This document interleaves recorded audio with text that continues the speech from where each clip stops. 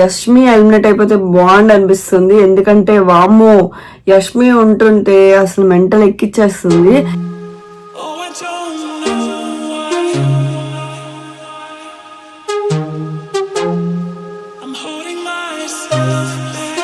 Hey guys, welcome back to our channel Sannas Hashtag. So ఈ రోజు అయితే day 34 and episode 35 అనమాట. ఇంక లేట్ చేయకుండా మన వీడియోలోకి అయితే వెళ్ళిపోదాం.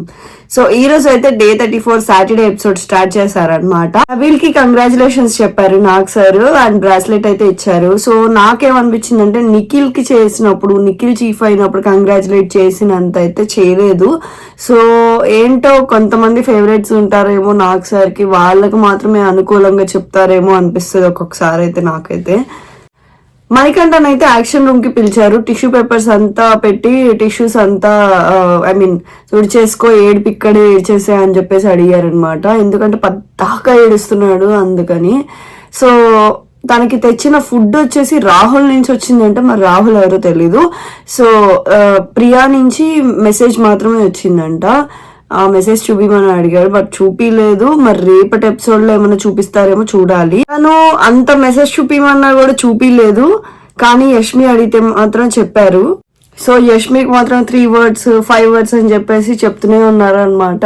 తినకి మాత్రం ఒక్క వర్డ్ కూడా రివీల్ చేయలేదు. నాకైతే అది కరెక్ట్ కాదనిపించింది. ఏదో ఫేవరెటిజం చూపిస్తున్నట్టు ఒకరికి చెప్పి ఇంకొకరు చెప్పకపోకుండా. ఇప్పుడు ఎవరికైనా ఫ్యామిలీ అనేది ఇంపార్టెంట్ కదా, సో చెప్పుంటే బాగుండేది. గేమ్ అనేది పెట్టారు, సెల్ఫిష్ అనాయింగ్ ఇట్లా ఇవ్వాలన్నమాట. సో మణికంఠకి ఎక్కువ సెల్ఫిష్ అనాయింగ్ అట్లాంటివి ఇచ్చారు. నాగ్ సార్ అయితే వార్న్ చేశారు పద్దాక ఏడవద్దని చెప్పేసి మణికంఠకి. సో నైనికాకి అయితే సరిగ్గా ఆడట్లే అని చెప్పేసి చెప్పారు నాగ్ సార్. తను ఏమంటుందంటే నాకు ఆ ఛాన్స్ రావట్లేదు అని చెప్తుంది. ఎవ్వరికి ఛాన్స్ రాదు, అందరికి ఛాన్స్ తెచ్చుకొని ఆడుతున్నారు. సో ఎలాగో ఈ వీక్ ఎలిమినేట్ అయిపోతుంది తనే.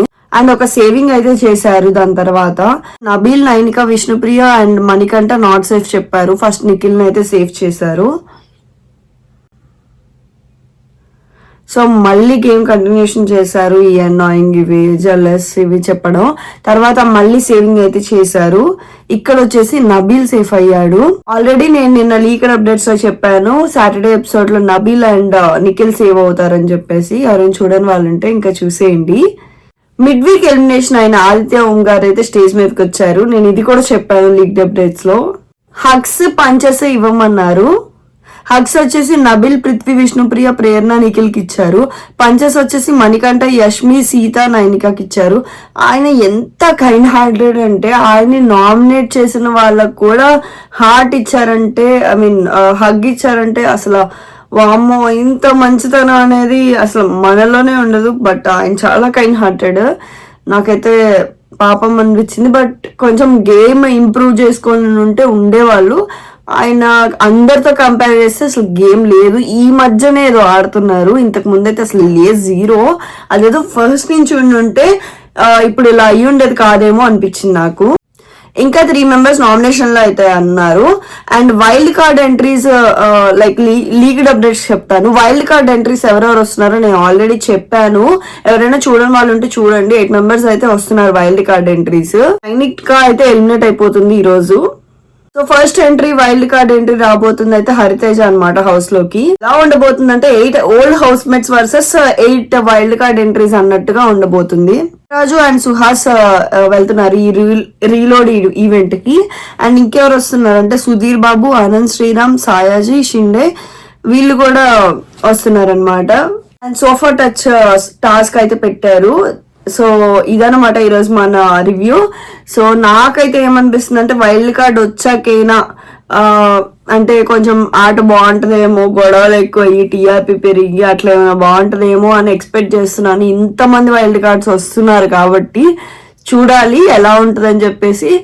మీకు ఇష్టమైన ఫేవరెట్ సీజన్ ఏదో కింద కమెంట్ సెక్షన్ చెప్పండి. నాకైతే బిగ్ బాస్ 2 and 4 అయితే చాలా ఇష్టం.